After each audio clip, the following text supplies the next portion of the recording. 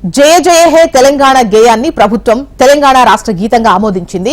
తెలంగాణ రాష్ట్రం ఆవిర్భవించి ఈ ఏడాది ఎల్లుండికి 10 ఏళ్లు పూర్తవుతున్న సందర్భంగా దశాబ్ది ముగింపు వేడుకలను ఘనంగా నిర్వహించేందుకు ఏర్పాట్లు చేస్తున్నారు. ఈ వేడుకల సందర్భంగా జయ జయ హే తెలంగాణ గీతాన్ని జాతికి అంకితం చేస్తామని సీఎం రేవంత్ రెడ్డి చెప్పారు.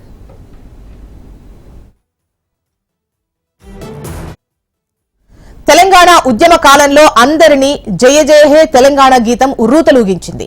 తెలంగాణ ఖ్యాతిని చాటిన ఈ గీతాన్ని భవిష్యత్తులో తరతరాలు పాడుకునేలా అందరి ఆమోదంతో రాష్ట్ర గీతంగా ఆమోదించినట్లు సీఎం రేవంత్ రెడ్డి స్పష్టం చేశారు.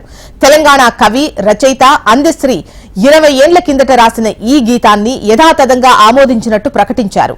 ఈ గేయానికి ఆస్కార్ అవార్డు గ్రహీత కీరవాణి సంగీతంతో పాటు స్వరాలు కూర్చారు.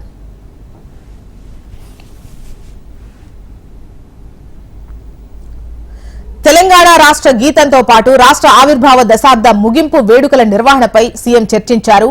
జయ జయ హే తెలంగాణ గీతాన్ని 2 వెర్షన్స్ లో తయారు చేశారు. 2 నిమిషాల 30 సెకండ్ల నిడివిలో ఒక వెర్షన్, 13 నిమిషాల 30 సెకండ్ల నిడివిలో పూర్తి వెర్షన్ రూపొందించారు. ప్రభుత్వ కార్యక్రమాల్లో ఆలపించేందుకు వీలుగా పూర్తి గేయంలో ఉన్న 3 చరణాలతో 2.5 నిమిషాల నిడివితో సంక్షిప్త గేయం ఉంటుందని సీఎం ప్రకటించారు. ఈ రెండింటినీ రాష్ట్ర గీతంగానే పరిగణిస్తామని చెప్పారు. ఈ సందర్భంగా కీరవాణి సంగీత సారథ్యంలోని యువ గాయని గాయకుల బృందం ఆలపించిన ఈ గీతం అందరినీ అలరించింది.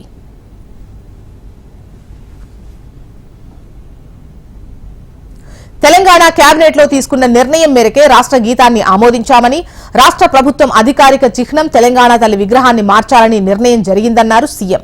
తెలంగాణ తల్లి విగ్రహ నమూనాపై కూడా ఇప్పటికే రాష్ట్రంలోని వివిధ ప్రాంతాల కళాకారుల నుంచి దాదాపు 500 నమూనాలు ప్రభుత్వానికి విజ్ఞప్తులొచ్చాయి.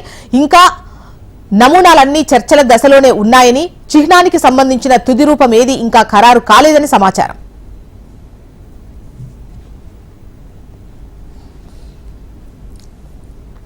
తెలంగాణ కొత్త లోగో, తెలంగాణ తల్లి విగ్రహాలకు సంబంధించి అందరికీ ఆమోదయోగ్యంగా ఉండేలా ఉండాలని ప్రభుత్వం భావిస్తోంది. అందుకు అనుగుణంగా తెలంగాణ ప్రతిష్టను ఇనుమడించేలా, భావితరాలకు స్ఫూర్తిదాయకంగా ఉండేలా తమ కార్యాచరణ ఉంటుందని ప్రభుత్వం తెలిపింది.